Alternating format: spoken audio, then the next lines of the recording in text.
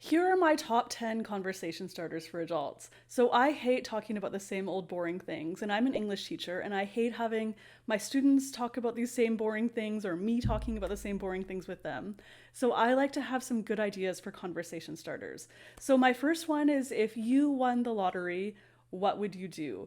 And a nice fit with this, if you're a teacher, is to put this with the If I Had $1 Million song by the Bare Naked Ladies and make a whole lesson around this. The second thing I like to talk about is bucket list. So, a bucket list item is something you want to do before you die. So, I get students to think of maybe like two or three things that they want to do, and then we can talk about that.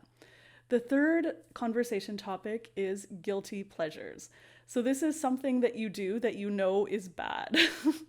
However, you do it anyway because it's your guilty pleasure.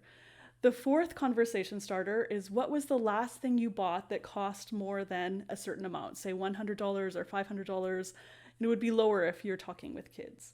All right, the fifth thing is if you were president or prime minister, what would you do and what would you change about your country?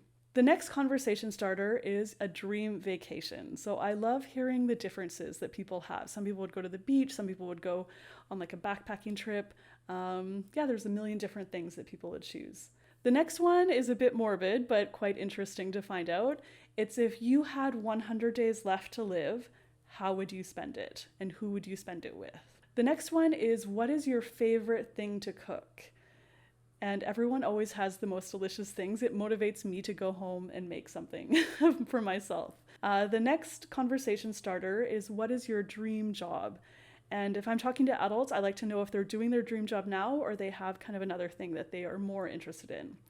And then the last one is what are your bad habits? So these are things that maybe people do, like they drink a lot or smoking, that kind of thing. I like to find out what that is. Okay, so those are my top 10 conversation starters. Please leave a comment and tell me what is your favorite conversation starter.